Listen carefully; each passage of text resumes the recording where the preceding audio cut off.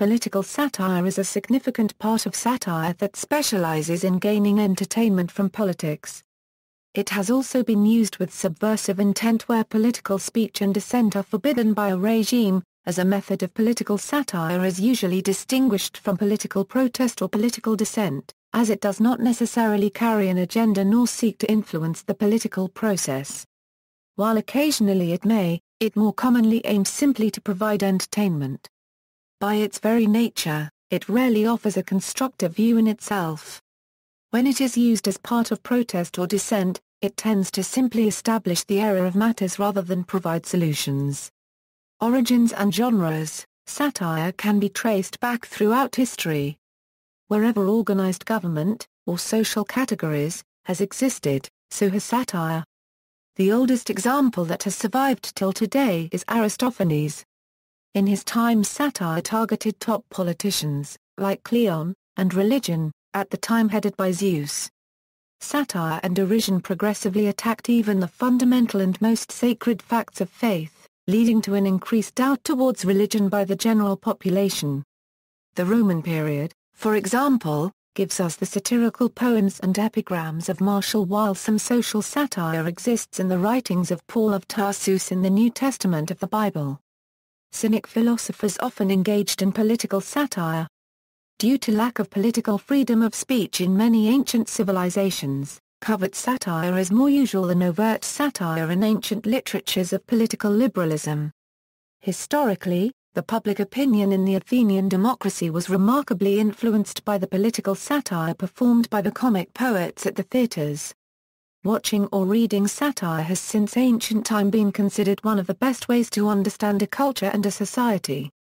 During the 20th and 21st centuries, satire is found in an increasing number of media and the parallel exposure of political scandals to performances. Examples include musicians such as Tom Lehrer, live performance groups like the Capitol Steps and the Montana Logging and Ballet Company, and public television and live performer Mark Russell. Additional subgenres include such literary classics as Gulliver's Travels and Animal Farm, and more recently, Internet design and website sources such as The Onion. 19th century. France. One example is Maurice Joly's 1864 pamphlet entitled The Dialogue in Hell between Machiavelli and Montesquieu, which attacks the political ambitions of Napoleon III. It was first published in Brussels in 1864. The piece used the literary device of a dialogue between two diabolical plotters in hell, the historical characters of Machiavelli and Montesquieu, to cover up a direct, and illegal, attack on Napoleon's rule. The noble Baron Montesquieu made the case for liberalism. The Florentine political writer Machiavelli presented the case for cynical despotism. In this manner, Joly communicated the secret ways in which liberalism might spawn a despot like Napoleon III. However, the prince itself has also been sometimes understood as political satire. Germany. According to Santayana, Nietzsche was actually a keen satirist. Nietzsche's satire was aimed at Lutheranism.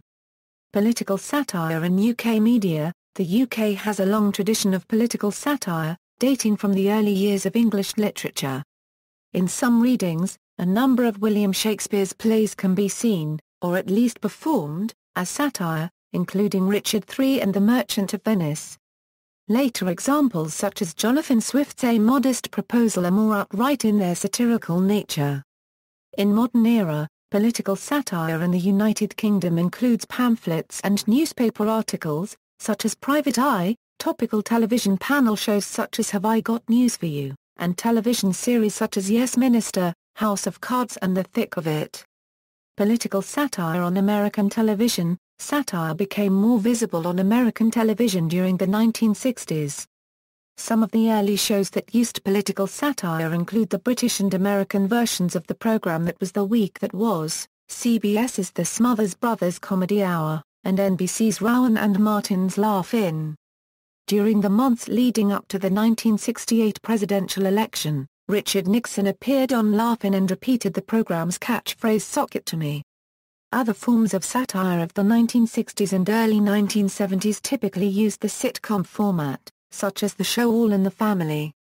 When Saturday Night Live debuted in 1975, the show began to change the way that comedians would depict the president on television. Chevy Chase opened the fourth episode of the show with his impersonation of a bumbling Gerald Ford. Chase did not change his appearance to look like President Ford, and he portrayed the president by repeatedly falling down on the stage. Some of the other famous presidential impersonations on Saturday Night Live include Dan Aykroyd's Richard Nixon and Jimmy Carter caricatures, Dana Carvey as George H.W. Bush, Darrell Hammond as Bill Clinton, and Will Ferrell as George W. Bush. Fred Armisen was the first cast member to impersonate Barack Obama, and the show's Barack Obama impersonation is currently performed by Jay Farrar. During the 2008 presidential campaign, Saturday Night Live gained wide attention because former cast member Tina Fey returned to the show to satirize Republican vice presidential candidate Sarah Palin. In addition to Fey's striking physical resemblance to Palin, the impersonation of the vice presidential candidate was also noteworthy because of Fey's humorous use of some of exactly the same words Palin used in media interviews and campaign speeches as a way to perform political satire. Saturday Night Live also uses political satire throughout its Weekend Update sketch. Weekend Update is a fake news segment on the show that satirizes politics and current events. It has been a part of SNL since the first episode of the show on October 11, 1975. The Daily Show and The Colbert Report use stylistic formats that are similar to Weekend Update. On The Daily Show, host Jon Stewart uses footage from news programs to satirize politics and the news media. Stephen Colbert performs in character on The Colbert Report as a right-wing news pundit.